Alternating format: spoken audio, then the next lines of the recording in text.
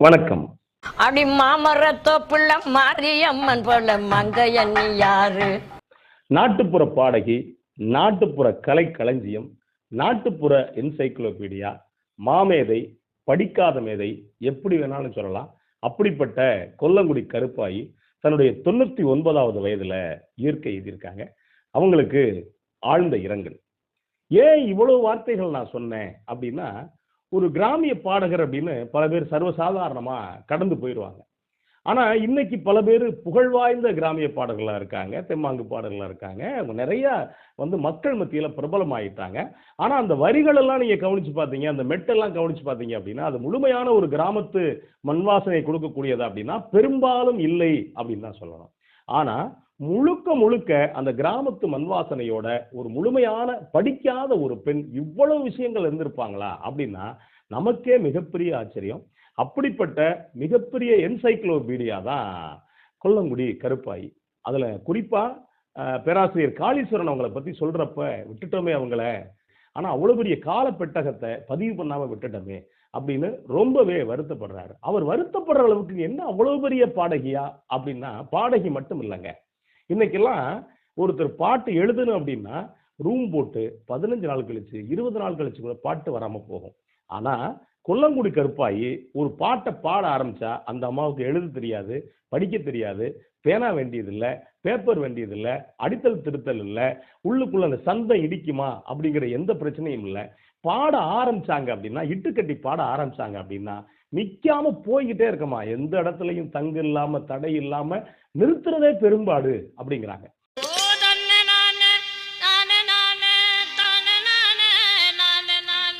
அந்த அளவுக்கு மடை திறந்த வெள்ளம் மாதிரி அவங்க ராமாயணம் படிக்கல, மகாபாரதம் படிக்கல, வேற உலக இலக்கியங்கள் படிக்கல. ஆனா மக்களை படிச்ச ஒரு மாபெரும் பாடகியா இருந்திருக்காங்க கொல்லங்குடி கருப்பாயி. கொல்லங்குடி கருப்பாயி அப்படின்னா பெரும்பாலும் ஆண்பாவம் படத்தில் அவங்க நடிச்சிருக்காங்க அப்படிங்கிறது மட்டும்தான் நமக்கு தெரியுமே தவிர, ஆனா கொல்லங்குடி கருப்பாயி ஏறத்தாழ 1000க்கும் மேற்பட்ட பாடல்களை பாடியிருக்காங்க. அதுலயும் குறிப்பா கொல்லங்குடி கருப்பாயி பிறந்தது அரண்மனை சிறுவயல். அரண்மனை சிறுவயல் தான் ஆரம்பத்துல இந்த குயிலி உடம்பெல்லாம் நெய்ய பூசிக்கிட்டு அந்த ஆயுத கிடங்கு அழிச்சாங்கன்னு சொல்லுவாங்க இல்லையா, வேல்நாச்சியாருக்காக அந்த இடம் அப்படின்னு சொல்றாங்க. அங்க பிறந்ததால என்னவோ வீரமும் அதிகம், ஈரமும் அதிகம். இன்னும் சொல்ல போனா மக்களை நேசிச்ச ஒரு மாபெரும் பாடகி கொல்லங்குடி கருப்பாயி அப்படின்னு சொல்லலாம். ஏன்னா அந்த அளவுக்கு மக்கள் மேல வாஞ்சியோட இருந்தவங்களா இருந்திருக்காங்க கொல்லங்குடி கருப்பாயி. அங்க பிறந்து கொல்லங்குடிக்கு திருமணம் பண்ணி போயிருக்காங்க. கொல்லங்குடினா என்னன்னா வெட்டுடைய காளி அப்படின்னா எல்லாருக்கும் தெரியும். இப்ப நீங்க கொல்லங்குடி போட்டீங்கன்னா 2 பேர் வரும். ஒன்னு கொல்லங்குடி கருப்பாயி, இன்னொன்னு கொல்லங்குடி வெட்டுடைய காளி. வெட்டுடைய காளிக்கு என்ன மிகப்பெரிய சிறப்பு அப்படின்னா, இந்த தென் மாவட்டங்கள்ல பெரும்பாலான கிராமங்கள்ல இருந்து போய் காசு வெட்டி போடுவாங்க. என்ன காரணம் அப்படின்னா, தனக்கு தீர்க்க முடியாத ஒரு பிரச்சனை வந்துருச்சு, அரசாங்கம் தீர்த்து வைக்கல, மக்கள் தீர்த்து வைக்கல அப்படிங்கிறப்ப காளி தீர்த்து வைப்பா அப்படிங்கிற நம்பிக்கையில கோபத்துல போய் மக்கள் காசு வெட்டி போடுவாங்க. இந்த கொல்லங்குடி கருப்பாயி யாரு அப்படின்னு சொல்றாங்க அப்படின்னா, வெட்டுடையா அதாவது வேல்நாச்சியாருடைய அந்த காலகட்டத்துல வேல்நாச்சியாருக்காக கஷ்டப்பட்டு வெள்ளையர்களால வெட்டி கொல்லப்பட்ட பெண் தான் அந்த உடையாள் தான் வெட்டுடையாள் ஆகி பின்னாடி வெட்டுடையா காளி ஆகி இப்ப கொல்லங்குடி காளி அப்படிங்கிற பேர்ல இருக்கா அப்படிங்கிற இந்த தகவல் உண்டு. அதுலயும் குறிப்பா கொல்லங்குடி காளியை பத்தி அவ்வளவு பாடல்கள் அவங்க பாடுவாங்களாம். நீங்க இணையத்துல தேடி பாத்தீங்கன்னா 5 நிமிஷம் 10 நிமிஷம் இவ்வளவுதான் இருக்கு. ரொம்ப பிரபலமான கொல்லங்குடி காளியாத்தா இந்த உலகமே சொன்னதை தீர்க்கும். அதுலயும் பேராசிரியர் காளீஸ்வரன் என்ன சொல்றாரு அப்படின்னா, நம்ம அந்த நேரத்துல அவங்கள பதிவு பண்ணலங்க, இல்லைன்னா கொல்லங்குடி வரலாறு அவ்வளவு கும்மி பாட்டு அவ்வளவு பாடுவாங்க, நம்ம பதிவு பண்ணாம விட்டுட்டோமே அப்படிங்கிற வருத்தத்தையும் பேராசிரியர் காளீஸ்வரன் பதிவு பண்றாரு. கொல்லங்குடி வெட்டுடைய காளிய மாதாயே. அதுலயும் குறிப்பா அவங்க எவ்வளவு வாஞ்சியானவங்க அப்படிங்கிறதுக்கு ஏராளமான சான்றுகள் இருக்கு. அதுல என்னென்ன பாடுவாங்கன்னு கேட்டா நமக்கே ரொம்ப ரொம்ப பிரமிப்பா இருக்கு. ஏன்னா ஒரு சில பேருக்கு ஒரு சில விஷயங்கள் தெரியலாம்.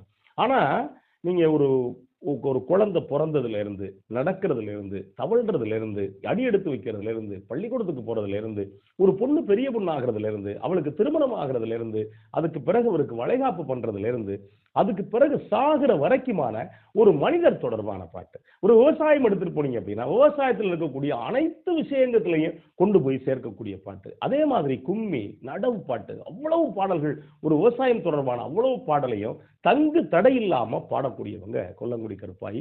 இன்னும் சொல்ல போனா என்ன சொல்றாங்க அப்படின்னா, மருதுபாண்டியர் வரலாற கும்மியில முழுசா பாட தெரிஞ்ச ஒரே நபர் கொல்லங்குடி கருப்பாயி தான். அந்த கொல்லங்குடி கருப்பாயி இல்லையே, நம்ம பதிவு பண்ணியிருக்கலாமே அப்படின்னு இன்னும் வருத்தப்படுறாரு பேராசிரியர் காளீஸ்வரன்.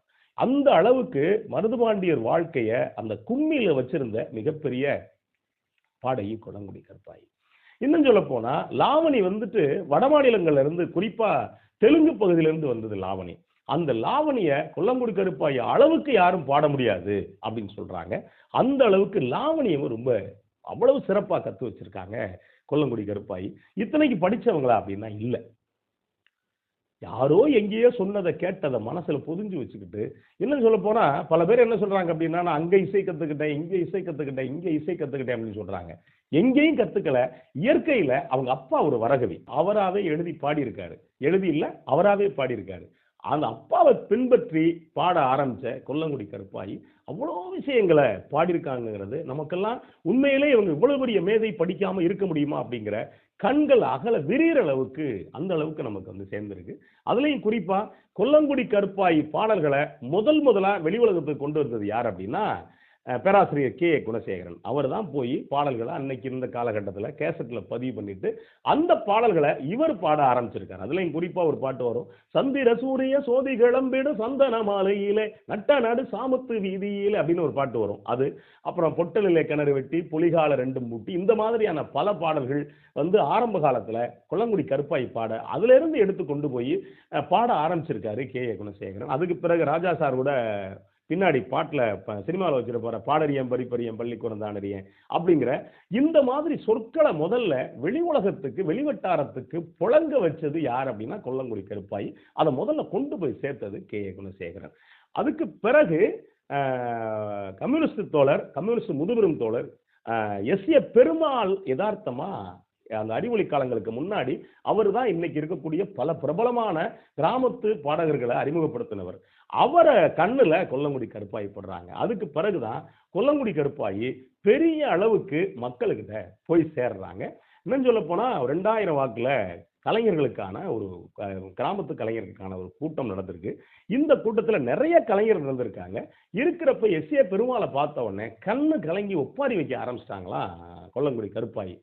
அந்த அளவுக்கு எஸ்.ஏ. பெருமாள் மேல அவ்வளவு பாசமா இருந்திருக்காங்க கொல்லங்குடி கருப்பாயி. இன்னும் சொல்ல போனா நம்ம சொல்றோம் இல்லையா, பாண்டியராஜன் நடிக்க வச்சார் அப்படின்னு 2, 3, 4, 5 படத்துல நடிச்சிருக்காங்க. ஒரு நடிகையா தான் கொல்லங்குடி கருப்பாயி பல பேருக்கு தெரியும். அதுவும் 80களுடைய ஆரம்ப கட்டத்தில் 86, 87 ஆண்பாவன் திரைப்படம் வருது. இந்த படம் பாண்டியராஜனுடைய இயக்கத்துல அவரே நடிச்சு கூட பாண்டியன் நடிச்சிருப்பாரு. இந்த படத்துல பாட்டியாரா வி.கே. ராமசாமிக்கு அம்மாவை நடிச்சிருப்பாங்க கொல்லங்குடி கருப்பாயி. இதுல பல பாடல்கள் அவங்க பாடியிருப்பாங்க. அதுலயும் குறிப்பா ராஜா சாரை பொறுத்த வரைக்கும் என்ன அப்படின்னா, தாளக்கட்டு இல்ல சுதி இல்லைன்னா எவ்வளவு பெரிய பாடகர்னு அறியப்பட்டாலும் தூக்கி வீசிடுவார். ஆனா அப்படிப்பட்ட இசைஞான இளையராஜா அந்த படத்துல அவ்வளவு பாடல்கள் இவங்க பாட வச்சு கூட சேர்ந்து இசைக்கருவிகளை சேர்த்து வாசி வச்சிருப்பாருன்னு வச்சுங்களேன்.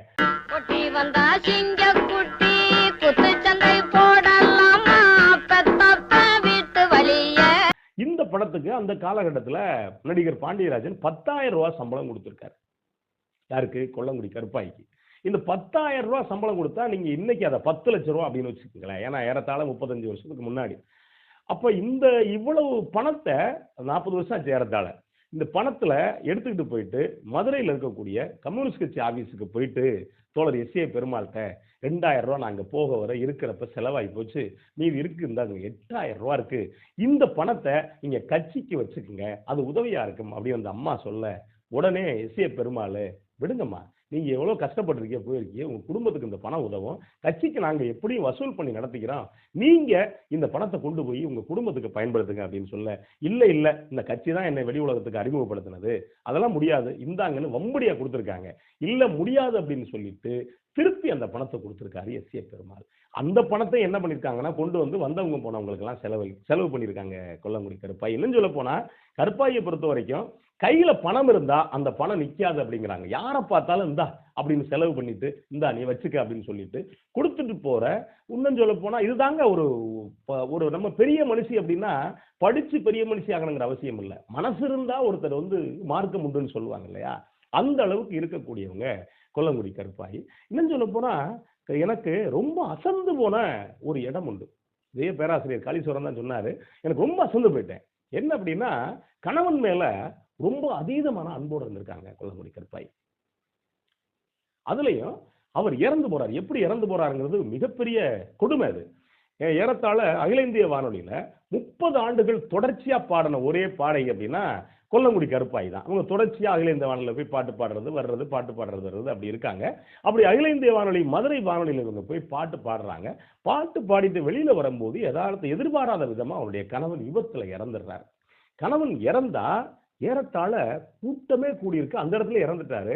5 மணி நேரம் தனக்கும் தன்னுடைய கணவனுக்குமான வாழ்க்கையை பத்தி ஆரம்பத்திலிருந்து அவர் இறந்த வரைக்கும் எந்தவித எதுவும் இல்லாம 5 மணி நேரம் ஒரு பெண் பாடியிருக்காங்க அப்படின்னா அது 5000 பாட்டுல 10,000 பாட்டுக்கு சமம். ஒரு ஒப்பாரியா முழுக்க முழுக்க பாடி பாடி யார் யார என்னென்னமோ சொல்லியிருக்காங்க.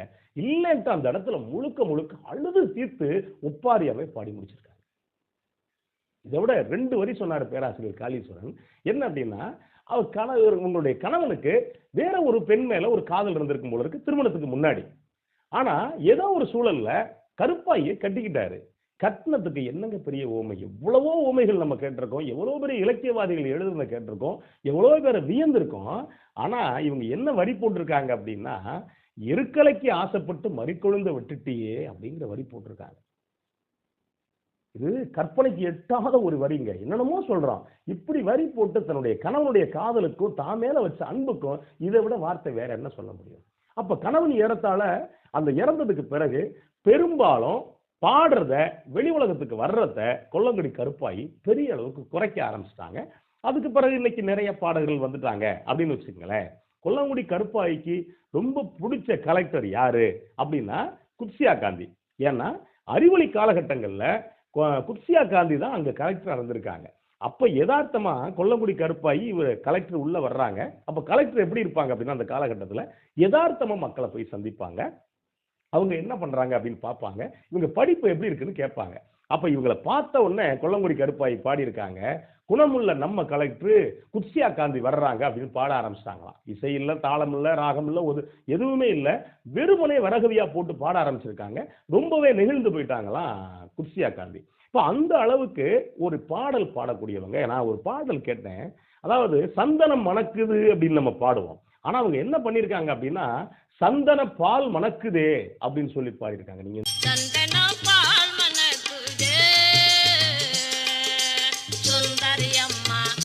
இந்த உவமை இந்த கற்பனை எல்லாம் எட்டாத ஒரு கற்பனையை போட்டு பாடக்கூடிய ஒரு தாய் தான் கொல்லங்குடி கருப்பாயி. என்ன சொன்னா அவங்களுக்கு ஒரு மிகப்பெரிய கனவு என்னன்னா ஊர்ல கொஞ்சம் பெரிய வீடு கட்டணும் அப்படிங்கிறது. இந்த பெரிய வீடு கட்டணுங்கிறது அன்னைக்கு நினைச்சிருந்தா கட்டியிருக்கலாம். ஆனா பிற்காலத்துலதான் அவங்களுக்கு தோணி இருக்கு. ஏன் அப்படின்னா அது யதார்த்தமா பேராசிரியர் காளீஸ்வரன் கேட்டிருக்காரு, ஏமா பெரிய வீடு கட்டணும் அப்படிங்கிறப்ப ஒண்ணு இல்ல, எனக்கு பிறகு அந்த வீட்டுல நம்ம கலைஞர்கள்லாம் பயிற்சி எடுப்பாங்கல்ல, அது மாதிரி வந்து ஆடணும் பாடணும், கிராமத்து கலைகளை மக்கள்கிட்ட கொண்டு போய் சேர்க்கணும்ப்பா அப்படிங்கிற அளவுக்கு சொல்லியிருக்காங்க. என்ன அப்படின்னா தன்னுடைய இறப்புக்கு பிறகும் தான் வீட்டுல இந்த கிராமத்து வாசனை மண் வாசனை ஒழிக்கணும் அப்படிங்கிற அளவுக்கு ஒரு முழுமையான ஒரு கலைஞர், ஒரு மாமேதையா இருந்திருக்காங்க. இன்னும் சொல்ல போனா அது மட்டும் இல்ல, இந்த சொலவடைகள் புதிர் போடுறது, அதுவும் குறிப்பா வந்து இந்த விடுகதை போடுறது அப்படின்னு சொல்லுவோம் இல்லையா, இந்த அதுலயும் குறிப்பா ஒரு சொலவடை ரொம்ப ஆச்சரியமானது என்ன அப்படின்னா ஒருத்தன் பசப்பி ஏமாத்துவான் தெரியுமா, அவனுக்கு என்னப்பா கொட்டாங்குச்சியில தண்ணியை ஊத்திக்கிட்டு குமுக்குன்னு விழுந்தா அப்பவும் வரல அவனுக்கு சாவு. கொட்டாங்குச்சின்னு எவ்வளவு சைஸ் இருக்கும், அதுக்குள்ள தண்ணியை ஊத்தி குதிச்சானா தற்கொலை பண்ணிக்கலாம், அதுலயும் வரலையா சாவு. இந்த பசப்புறத இதை விட வேற எந்த வார்த்தையால சொல்ல முடியும் அப்படிங்கிறது நமக்கே மிகப்பெரிய ஆச்சரியத்தை ஏற்படுத்தக்கூடியதா இருக்கு. இப்ப அப்படிப்பட்ட கொல்லங்குடி கருப்பாயி பெருசா சம்பாதிச்சாங்களா அப்படின்னா அவங்க சம்பாதிச்சது மக்களை மட்டும்தான். நினைச்சிருந்தா நிறைய சம்பாதிச்சிருக்கலாம். அவருடைய கடைசி காலங்கள்ல அவர் கூட இருந்து பெரிய அளவுக்கு பார்த்துக்கிட்டது யார் அப்படின்னா உறவினர்கள் இருக்காங்க. அவங்களுக்கு சொந்தமா அவங்க வயிற்றுல இருந்து பிறந்த குழந்தைங்க கிடையாது. அக்கா பசங்களை எடுத்து வளர்த்து பேர பிள்ளைங்களோட அவங்க தான் இப்போ வரைக்கும் பார்த்துக்கிட்டு இருக்காங்க. வெளியில அதுக்கு பிறகு கணவர் இறந்த பிறகு பெரும்பாலும் அவங்க வந்து எந்தவித பொது நிகழ்வுக்கு போகாம இருந்ததை கொஞ்சம் கொஞ்சமா தேத்தி பேராசிரியர் காளீஸ்வரன் கொண்டு வராரு. அதுக்கு பிறகு கங்கை கருங்குயில் கலைக்குழு சிவகங்கையை சேர்ந்த தோழர் பாரதி சண்முகம் தான் இவரை பெரும்பாலும் கூட்டு போறது. அந்த மாதிரி கொண்டு போயிருக்காரு. அந்த தொகையில ஓரளவு பண்ணியிருக்காங்க. அந்த வீடு கட்டுறதுக்கு அவங்க கிட்ட கையில காசு இல்லை. வீடு கட்டணும் அப்படின்னு முடிவு பண்ண உடனே பேராசிரியர் காளீஸ்வரன் இந்த மாதிரி பல பேர் சேர்ந்து ஏறத்தாழ பணம் வசூல் பண்ணி கொடுத்துருக்காங்க.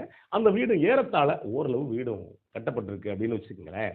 இப்ப இவ்வளவு பெரிய பாடகியா இருந்த கொல்லங்குடி கருப்பாயி காலத்தால அழியாத ஒரு இடத்துல இருக்காங்க. கொல்லங்குடி கருப்பாயை பத்தி அவ்வளவு சொல்லலாம். நீங்க இவ்வளவு பெரிய பாடகையா இருந்தவங்க கடைசி வரைக்கும் மார்க்சிஸ்ட் கம்யூனிஸ்ட் கட்சி மேல பெரிய அளவுக்கு பாசத்தை பொழிஞ்சிருக்காங்க. அதாவது கம்யூனிஸ்ட் கட்சி அப்படின்னா உங்களுக்கு சொல்ல தெரியாது. நீங்க எந்த கட்சிமா அப்படின்னா சிவப்பு கட்சிப்பா, ஏன் சிவப்பு கட்சின்னு சொல்றீங்க, அதுதான்ப்பா எல்லா மக்களையும் காப்பாற்றும் அப்படின்னு சொல்ற அளவுக்கு முழுக்க முழுக்க நம்பிக்கையோட இருந்தவங்க கொல்லங்குடி கருப்பாயி. இப்படிப்பட்ட மனிதர்களை இனிமேலுக்கு நம்ம பார்க்க முடியுமா அப்படிங்கிறது சந்தேகம். ஏன்னா படிக்க மனுஷனுக்கு அறிவு வளர்றதை தாண்டி கிரிமினல் தன்மை நிறைய வளர்ந்துடும். யாரை கெடுக்கலாம் என்ன பண்ணலாம் அப்படிங்கிற வகையில தான் இருப்பா.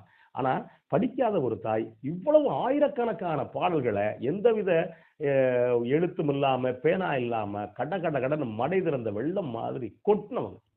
கலைமாமணி விருது வாங்கியிருக்காங்க. கலைமாமணி விருது முன்னாள் முதலமைச்சர் செல்வி ஜெயலலிதாவுடைய காலத்துல கலைமாமணி விருது அவர் கொடுக்குறாங்க. இந்த விருதுக்கு போறப்ப இவங்களுடைய வெள்ளந்தியான தன்மையை பார்த்து ஜெயலலிதா கேட்டிருக்காங்க, ஏமா நீங்க இப்படி இருக்கீங்க, உங்களுக்கு என்ன வேணும் கேளுங்க, நான் செஞ்சு தரேன் அப்படின்னு அவங்க சொல்ல. இந்த அம்மா நினைச்சிருந்தாங்கன்னா எனக்கு ஒரு அரண்மனை மாதிரி வீடியோ வேணும், இல்ல 10 ஏக்கர் இடம் வேணும், இல்ல ஏதோ வேணும் அப்படின்னு கேட்டிருக்கலாம். ஆனா அந்த அம்மா அப்படி கேட்கல. கேட்டது என்னன்னா, எங்க ஊரு கொல்லங்குடிமா, இது சிவகங்கை மாவட்டத்துல கொல்லங்குடி எங்க பள்ளிக்கூடத்துக்கு பட்டா இல்லாம இருக்கு, பள்ளிக்கூடத்துக்கு காம்பவுண்ட் இல்லாம இருக்குமா, அது மட்டும் கொஞ்சம் செஞ்சு குடிச்சிருந்தா போதும் அப்படின்னு இருக்காங்க. நீங்க படிப்பு மேல படிக்காத ஒரு தாய்க்கு எவ்வளவு பெரிய நம்பிக்கை இருந்திருக்கு பாருங்களேன். கேட்ட உடனே ஜெயலலிதா அப்படியா சரிமா அப்படின்னு சொல்லிட்டாங்க. இவங்க அங்க கலைமாமணி விருது வாங்கிக்கிட்டு ஊருக்கு வர்றதுக்குள்ள பார்த்தா கலெக்டர் இந்த அம்மா வரவேற்றிருக்காங்க. சிவகங்கை கலெக்டர் வரவேற்று நீங்க சொன்ன பள்ளிக்கூடத்துக்கான பட்டா ஆயிடுச்சு, இந்தா உங்களுக்கு காம்பவுண்ட் போடுறதுக்கான ஆர்டர் ஆயிடுச்சு அப்படின்னு சொல்லியிருக்காங்க. அந்த அளவுக்கு படிக்காத ஒரு தாய் மக்களை பற்றி சிந்திச்சிருக்காங்க. இன்னும் சொல்ல போனா தன்னுடைய பேர பிள்ளைகளை படிக்க வைக்கிறதுக்கு பேராசிரியர் காளீஸ்வரன் சொல்லியிருக்காங்க. அந்த பிள்ளைங்க வந்து சென்னையில தான் படிக்கிறாங்க. அப்ப பேராசிரியர் காளீஸ்வரன் பல பிள்ளைங்களை படிக்க வச்சுக்கிட்டு இருக்காரு தன்னுடைய செலவுல, பல பேர்ட்ட உதவி வாங்கி. அப்ப யதார்த்தமா அந்த படிக்கிற பிள்ளைங்கள்ட்ட சொல்லுவாங்களாம், படிக்கணுமா, படிக்கிறதா உலகத்துல ரொம்ப முக்கியமானது, படிப்பு தான் அந்த சமுதாயத்தை உயர்த்தும். ஆனா படிக்காத ஒரு தாய்க்கு தெரிஞ்சிருக்கு பாருங்களேன் அப்படின்னு சொல்லுவாங்களாம். இந்த படிக்கிறது எப்படி தெரியுமா, குக்கர்ல இட்லி வைக்கிறது மாதிரி இல்லை. அது எப்படி அப்படின்னா, நம்ம சட்டியில பாருங்க, இட்லி சட்டியில வச்சு அதுல ஈரத்துணி வெள்ளை துணி வேட்டியை போட்டு அதுல இட்லி மாவை ஊத்தி அதுக்கு பிறகு மூடி வச்சு அதுக்கு பிறகு வெந்திரிச்சா வேகலையான்னு ஆவியை திறந்து ஆவி வரதான பார்த்து அதை குத்தி பார்ப்போம் பார்த்தியா, அந்த மாதிரி அப்படின்னு இருக்காங்க. ஒரு படிக்காத தாய் படிப்புங்கிறது ஏனோ தானோ இல்ல, எவ்வளவு கவனமா படிக்கணும் அப்படிங்கிற அளவுக்கு அந்த அளவுக்கு அந்த குழந்தைங்கள்ட்ட பேசியிருக்காங்க. ஒரு மேடைக்கு போனா மேடையை தன்வயமாக்கக்கூடிய கலைஞர். உலகம் முழுக்க படிக்காத ஒரு தாய், உலகத்தில் இருக்கக்கூடிய தமிழர்களுடைய மனசு முழுக்க போய் சேர்ந்தவங்க. இன்னைக்கு இருக்கக்கூடிய பல கலைஞர்களுக்கு உத்வேகமா இருந்த ஒரு நாட்டுப்புற பாடகி. நாட்டுப்புற பாடகி அப்படின்னு சொல்றதை விட நாட்டுப்புற கலைக்களஞ்சியம். இந்த கலைக்களஞ்சியம் வந்து போய் சேர்ந்துருச்சு அப்படிங்கிறது உண்மையிலே வருத்தமான செய்தி. ஆனா 93 வயசுல தன்னுடைய வாழ்க்கைய முடிச்சுக்கிட்டு போயிருக்கக்கூடிய இந்த தாயினுடைய புகழ் என்னைக்கு இருக்கணும். இன்னும் சொல்ல போனா அவங்க விட்டு சென்ற பாதையை இன்னைக்கு எத்தனையோ பல கலைஞர்கள் இருக்காங்க, நாட்டுப்புற கலைஞர்கள். இந்த நாட்டுப்புற கலைஞர்கள் வெறுமனே நான் வந்து கருத்த மச்சான் செவத்த புள்ள அப்படின்னு பாடுறதை விட்டுட்டு இன்னும் நாட்டுப்புற வேர்களை தேடி போய் எப்படி கொல்லங்குடி கருப்பாயி இருந்தாங்களோ அதே மாதிரி இடங்கள்ல போய் அந்த மாதிரி பாடல்களை சேகரிச்சு இந்த மக்கள் வாழ்வியல் எங்க இருக்கு, கிராமத்து மக்களுடைய வாழ்வியல்னா நாட்டுப்புற பாடல்கள் இருக்கு. பெரும்பாலான நாட்டுப்புற பாடல்கள் அங்கதான் இருக்கு. இன்னும் சொல்ல போனா இன்னொரு ஆச்சரியமான செய்தி உண்டு. என்ன அப்படின்னா, அதாவது 500 வகையான மூலிகைகளை பத்தி ஒரு பாடல் முழுக்க பாடியிருப்பாங்களாம் கொல்லங்குடி கருப்பாயி. இதெல்லாம் கிடைக்கல அப்படிங்கிறது மிகப்பெரிய வேதனை. எது எப்படி இருந்தாலும் ஒரு கால பெட்டகம், ஒரு அறிவு பெட்டகம், ஒரு வரலாற்று பெட்டகம், ஒரு பண்பாட்டு பெட்டகம் நம்ம விட்டு போயிருக்கு அப்படிங்கிறது வருத்தமான செய்தி. இந்த வருத்தமான செய்தியை தாண்டி அந்த உண்மையிலே நம்ம கொல்லங்குடி கருப்பாய்க்கு செலுத்த வேண்டிய நன்றிக்கடனா தான் என்ன இருக்கும் அப்படின்னா, பார்த்துக்கிட்டு இருக்கக்கூடிய கிராமிய கலைஞர்களுக்கான நான் முதல்ல வச்ச வேண்டுகோள் தான், நீங்க மற்ற பாடல்களையும் பாடுங்க, இதையும் தாண்டி கிராமத்து வேர்களை தேடி போங்க. அதுதான் கொல்லங்குடி கருப்பாய்க்கு செலுத்த வேண்டிய உண்மையான அஞ்சலியாக இருக்கும். நன்றி, வணக்கம்.